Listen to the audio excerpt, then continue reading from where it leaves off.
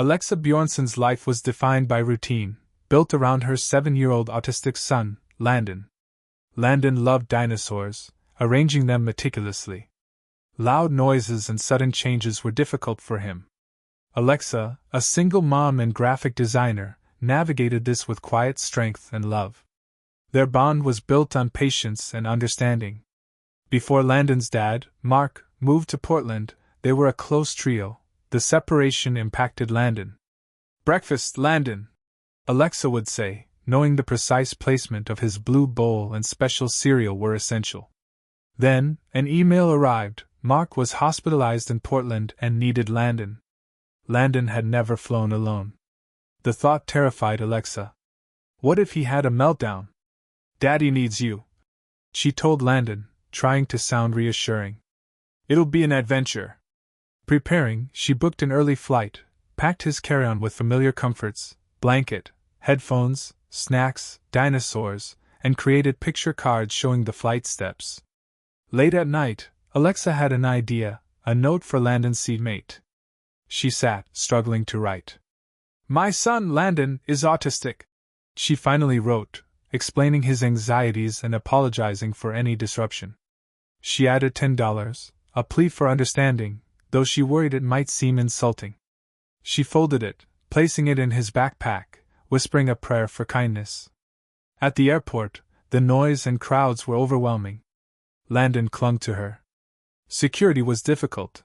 He flinched at the beeping. At the gate, she hugged him tightly. "You're going to be so brave," she said, her voice thick with emotion. Watching him walk down the jet bridge was agonizing. Back home, the silence was oppressive. She tracked the flight online, imagining the worst. Her friend called, but Alexa could barely speak. She paced, jumped at every sound, picturing Landon alone and scared. The hours crawled by.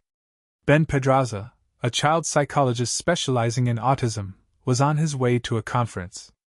He was a man of quiet empathy and patience. Landon sat by the window, fidgeting. Ben, settling beside him, noticed his anxiety and saw him take out the note. Landon handed it to Ben. Ben read it, his heart softening. He smiled at Landon. "Hi, Landon, I'm Ben. It's nice to meet you," Landon asked. "Are we there yet?" "Not yet," Ben replied. "But soon. Want to play a game?" He pulled out picture cards, letting Landon choose. They played Go Fish, Ben explaining patiently, letting Landon win sometimes. Alexa's phone buzzed. A message from an unknown number. A photo, Landon, smiling, next to a man. The text: "Hi Alexa, this is Ben Pedraza, Landon's seatmate. He did ask are we there yet, a few times, but he was a great travel buddy. We played Go Fish, and he told me about dinosaurs. He's a bright, funny, sweet boy. I'm a child psychologist specializing in autism. I was impressed. I'm donating the $10 to the Autism Society in Landon's name. It was a pleasure meeting him. Here are a couple more photos." More pictures arrived, Landon laughing. Alexa stared, tears welling. Relief washed over her. She called Ben immediately. "Thank you," she choked out. "Thank you so much." After their call, Alexa felt compelled to share her story. She wanted to thank Ben publicly and spread a message of hope. She wrote a Facebook post, attaching the photos. "Today, my 7-year-old son, Landon, who has autism, flew alone," she began, describing her fears and Ben's kindness. The response was overwhelming. The post went viral. People were touched by the story. Many shared their own experiences with autism. There were a few negative comments, but they were drowned out by the positivity. Alexa responded with grace. The story was picked up by news outlets. Ben and Alexa gave interviews. The Autism Society saw a surge in donations.